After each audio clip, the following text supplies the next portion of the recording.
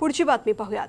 MPSC स्पर्धा परीक्षा देणाऱ्या उमेदवारांकरता मोठा आणि अभूतपूर्व निर्णय जाहीर केला गेलाय।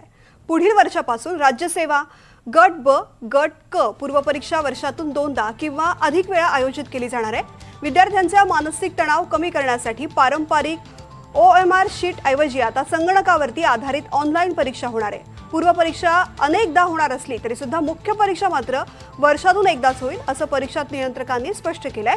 यासोबतच राज्यसेवा मुख्य परीक्षेमधून वैकल्पिक विषय पूर्णपणे वगळण्याचा निर्णय आयोगाने जाहीर केलाय। या निर्णयामुळे आता उमेदवारांना वैकल्पिक विषयांचे 2 पेपर द्यावे लागणार नाहीत। मयूर बोरसे या निर्णयासंदर्भातली माहिती देतात। मयूर, तृप्ती, स्पर्धा परीक्षांचा अभ्यास करणारी लाखो विद्यार्थ्यांची संख्या महाराष्ट्राच्या शहरी आणि ग्रामीण भागात आहे। त्यांच्यासाठी 2 मोठे निर्णय आज महाराष्ट्र लोकसेवा आयोगाने घेतलेत। यात पहिला निर्णय असा आहे की उमेदवारांचा मानसिक ताण कमी करण्यासाठी त्यांना अधिकची संधी उपलब्ध करून द्यावी, यासाठी आता राजपत्रित गट अ, गट ब ही संयुक्त परीक्षा आणि महाराष्ट्र गट ब सेवा पूर्व परीक्षा आणि महाराष्ट्र गट क सेवा पूर्व परीक्षा या 3ही परीक्षा आता वर्षातून 2 वेळा किंवा त्यापेक्षा जास्त वेळा घेतल्या जाणार आहेत। आणि विद्यार्थ्यांना म्हणजे ज्या विद्यार्थ्यांना वर्षभरातून एकदाच संधी याआधी मिळत होती परीक्षा देण्यासाठी, त्यांना आता 2 किंवा 3 वेळा संधी उपलब्ध होणार आहे आणि त्यांना आपल्या पुढच्या वाटचालीसाठी मार्गक्रमण करता येणार आहे। आणि मात्र ही परीक्षा क्वालिफाय करून त्यांना मुख्य परीक्षा एकदाच वर्षभरातून देता येणार आहे। पण पूर्व परीक्षेसाठी 3 संधी त्यांना उपलब्ध करून देत असल्यामुळे त्यांच्यावरचा ताण काहीसा कमी होणार आहे आणि विद्यार्थी अधिक जोमाने यामुळे कामाला लागतील।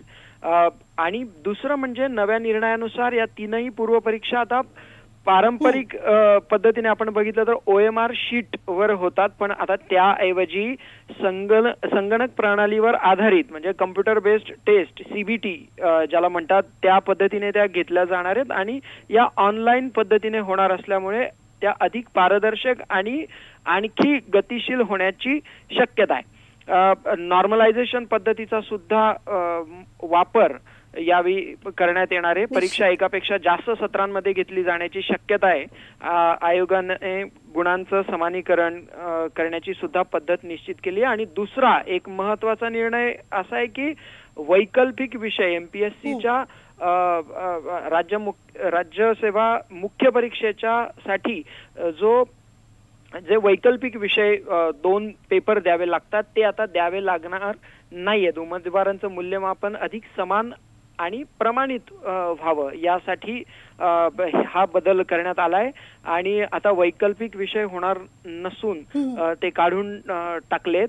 भाषा पेपर 1 आणि भाषा पेपर 2 हे 300 गुणांचे पेपर असून त्यामध्ये 25% गुणांचं पात्रता मिळवणं आवश्यक राहणार आहे असं नवीन पद्धतीनुसार। हे 2027 पासून लागू असणार आहे। त्यानंतर एक निबंध असेल 250 मार्कांचा आणि सामान्य अध्ययन म्हणजे GS1 आणि एकूणच स्पर्धा परीक्षा देणाऱ्या या विद्यार्थ्यांच्या वरचा अभ्यासाचा ताण कमी करण्याचा प्रयत्न सरकारचा आहे। निश्चितच याचा विद्यार्थ्यांना फायदा होईल अशी अपेक्षा। धन्यवाद मयूर संपूर्ण माहिती करता।